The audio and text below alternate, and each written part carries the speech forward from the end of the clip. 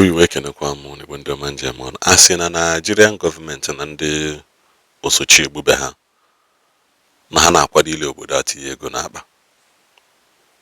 Kita no one now. Imanaf last week, you know the call last week on Izuka Kanu on depending on Bobu Nijuefia. When your president I see on your bonaje Howaka that there are so many businesses to sustain. Kito brozi kubo. So automatically now agriculture hachogi YPR from the surface of Ihana MM. Mana that was by the way. So we could that in the video making trend when on social media. President Taiwe will kuoku na TV. So if you go and na free high name na social media, but no they decide to react to the ones they want to react to. Why by now soon they share video, they share that video. Na hana fear. Man those that na the wickedness de hanobi anankwe anahekwe ka admit here kwe nkebe eziokwu. Now, kita this video na kowana hala ndo chiche mande chief of staff na ndi Navy staff na ndo bona bonde staff ni na no dia. Ha gbaka go na ba nkata ka yesi wele obodo na lego tina aba. Okaboko ihe ka na-ekwu. Onye ọbụla mee gịnị chekwaba onwe ya na nke ikpeazụ. Menene this video. Go the one. I think the president deserves to hear this, and if nobody will tell you, I will tell you this. In the mind of a typical Nigerian soldier, as far as they are concerned, you are actually not doing your best and you are not optimal. You are not delivering the dividends of democracy and the need for them to lay down their life for the nation. And why do I say this? I want to take you back, sir, to a basic issue, which was actually not started under your era, but under the era of President Muhammadu Buhari, of late President Muhammadu Buhari. And what is this thing? IPPIS. I remember when IPPIS was introduced, the soldiers were happy that at last all our entitlements, our dividends is going to be given to us. And apart from that, there's going to be timely payment of what is duly ours, which is their salary and their allowances. But what are we witnessing at the moment? The reverse is the case. Despite the fact that along the way, the IPPIS had a lot of resistance, and of which at the end of the day, even universities were able to be removed, but the military was still left in. But the military now was left in with some peculiar conditions and situations, considering the peculiar nature of the service, right? What is the peculiar nature? That the service is dynamic, and this is part of the arguments that the defendants of the need to have this peculiarity in the IPPIS actually presented at that point in time, which is the fact that the service is flexible. That is to say, you may be entitled to some allowances at this point in time, and when you are moved from here, you may not be entitled to that allowances. So there is need for us to actually keep that part that is flexible. And that brought about the issue of dividing the IPPIS concept now in the military into regular and non-regular allowance. The regular now, which they consider to be the basic payment, basic salary of soldiers, while the irregular allowances were left in the hands of the services, right? But what has it given birth to? We are now witnessing a situation where a military man serving his motherland is doing basic job. He will be owed into the next month. And the fact is, prior to now, at least when there's even this delay, there were explanations, like signals.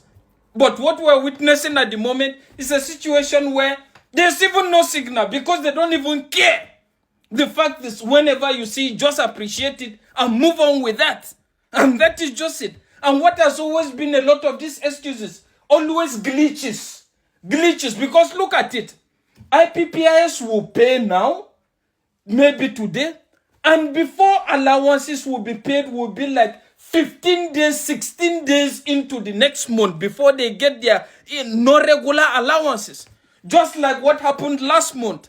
And this month now is still happening, which is the sense that the soldiers don't even know when the next allowances will be paid.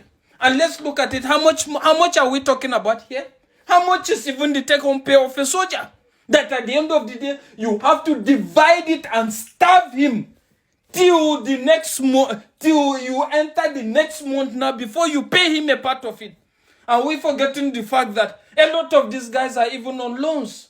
And the fact is, by the time the first tranche come, as they call it, loan have taken virtually all aspect of it. Look at how a lot are begging everywhere. Begging. Serving your motherland and begging. Sincerely speaking. So the fact is, I just feel there is need for you to revisit the concept of the IPPIS. And if it were to be me, two things are involved. As far as I'm concerned, the conversation of flexibility of the armed forces is immaterial. Sincerely speaking. No matter how flexible it is, as far as there's an automated system and people that are ready to work, I am telling you it will fit into that. So that is to say, it's either you allow the IPPIS fully to run the whole thing and allow all those other allowances that doesn't have to do with personal emolument of soldiers. There's no headway. Or alternatively, you just remove them out of it the way you remove the university professors, the university setting, and with strict monitoring as well. You remove them and monitor it strictly. But the fact is, when you talk of oversight functions now, people that are appointed in the National Assembly, as far as I'm concerned, what they do at the end of the day is on the side function, if there's any language in that regard. That is the reality. Because they are supposed to checkmate all these things. And are we even going to talk about the fact that some of what they term as irregular in reality is even regular? So why is the service now still in control of that?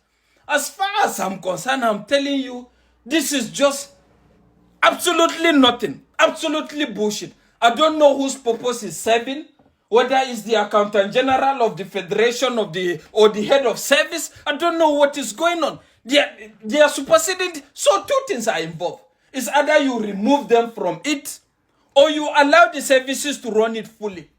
In terms of the part of the argument they presented was the fact that they cannot trust the location of operations or whatever in an open domain if the IPPIS is actually allowed to run all these things. The fact is, you can also fine-tune the IPPIs in their own regards in the sense that they have a domain that protects particularly just them and nothing more. But what are we having here? And what is the excuse these people keep giving in regards not payment of soldiers' allowances on timely basis? Glitches.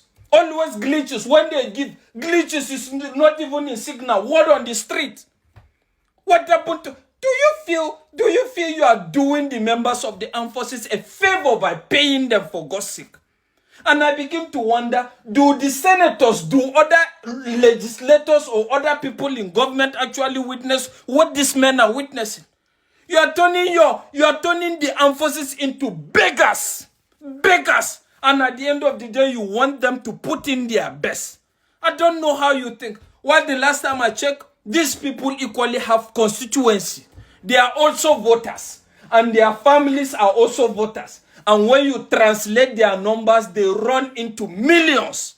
Millions that can also be influenced by the fact that they perceive that this government is not optimal and functional. So it's left for you. If you like, look into it. If you like, don't. But the fact is, word on the street is the fact that, in short, you need to call the service chiefs. Call the service chiefs and ask them, why is the delay? Why are they refusing to pay soldier salary timely? Forget about the glitches.